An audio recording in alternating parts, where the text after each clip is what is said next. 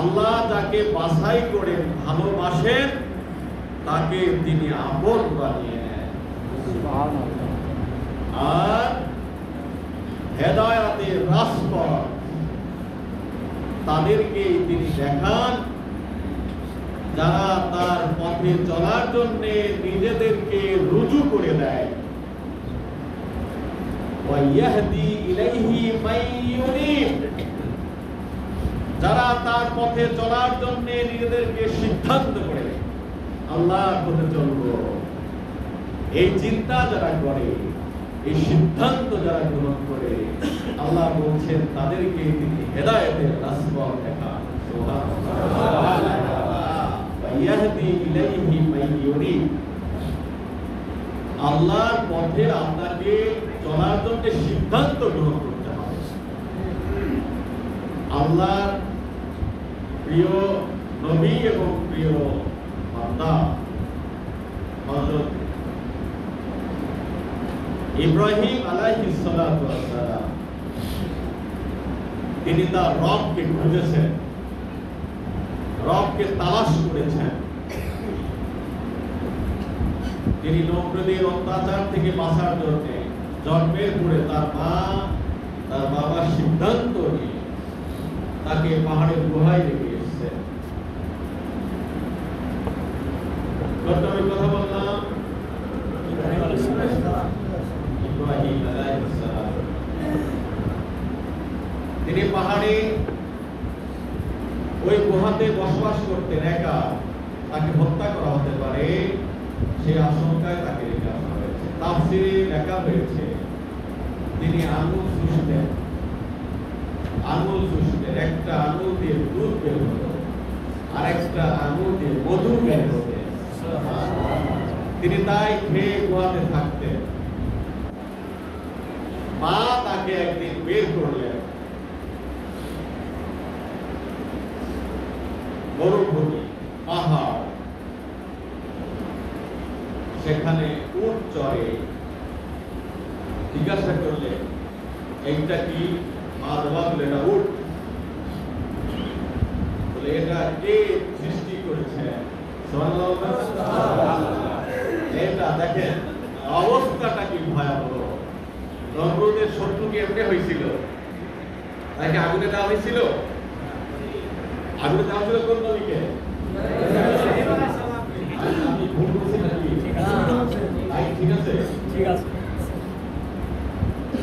নমরুদ তাকে আগুনে দিয়েছিল কিনা? কয়দিন ছিল? আগুনের মধ্যে কয়দিন থাকা যায়? আর সে আগুনের তেজ কত ছিল? সে আগুনের উপর দিয়ে পাখি উড়ে দিতে পারত না। সে আগুনের কাছে গিয়ে ইব্রাহিম আলাইহিস সালামকে আগুনে ফেলার কোনো সুযোগ ছিল না। ফলে তারা কামান ফিট করে সেই কামান দিয়ে চেলে সে আগুনের মধ্যে তাকে ফেলা হয়েছে। জিজ্ঞাসা করলেন মা এটা কি? বলবে এটা উট। কে তৈরি করছে? নমরুদ। এর মালিক কে? নমরুদ। তোমাকে কে বানাইছে? তোমার বাবা। আমার বাবারে কে বানাইছে? বাবা এই কথা যদি তোর ঘরে নিতে পারে, তোরে যে ঘরে নেব, তোরে যে সমাজে নেব, এই কথা যতই তো পারি না। এই জ্বালা হচ্ছে এখানে। তুই খালি এই ছোট মানুষ, কিন্তু সে রব বুঝতেছে, তাই না? কে তৈরি করেছে? উট কে তৈরি করলো? তোমাকে কে তৈরি করলো? তো বাবা তৈরি করছে। আমার বাবারে কে তৈরি করছে? তাই নমরুদ। নমরুদকে কে তৈরি করছে?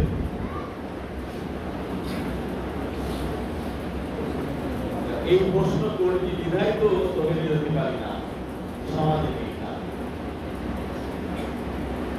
আল্লাহ অসংখ্য নবী দুনিয়াতে পরীক্ষা দিয়েছেন। পরীক্ষা আগুনের মধ্যে ফেলা কি একটা পরীক্ষা? পরীক্ষা। মুসা আলাইহিস সালাম দুধ পান করেন। দুধ পান কি 14 বছর বয়সে করে না?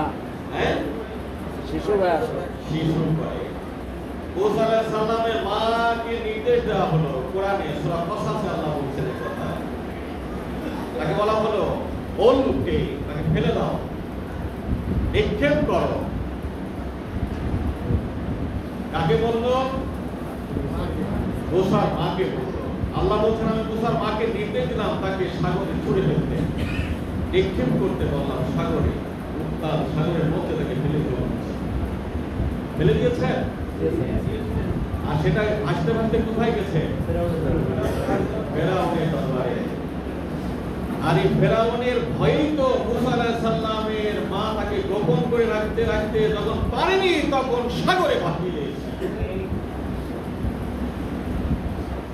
নাকি সাত করে দিয়েছিলেন? আপনি পারবেন আপনার সন্তানকে ফেলে দিতে? পানিতে ফেলতে পারবেন না? ভাসাতে পারবেন না? সাত করে দিয়েছিল, তাই না? এত সাত গল্প শোনেন না, মোটেও লাগে না। কেন লাগে না? লাগে না কেন? কলিজায় লাগে না কেন? কথাগুলো কেন লাগে না? মা তার সন্তানকে, পুত্র পোষ্য সন্তানকে সাগরে ভাসিয়ে দিচ্ছেন। এমনি সম্মানিত আপনজনেরা, এটা আবার মাইক আছে নাকি?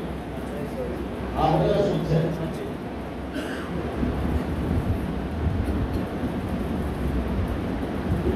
সম্মানিত ভাইরা,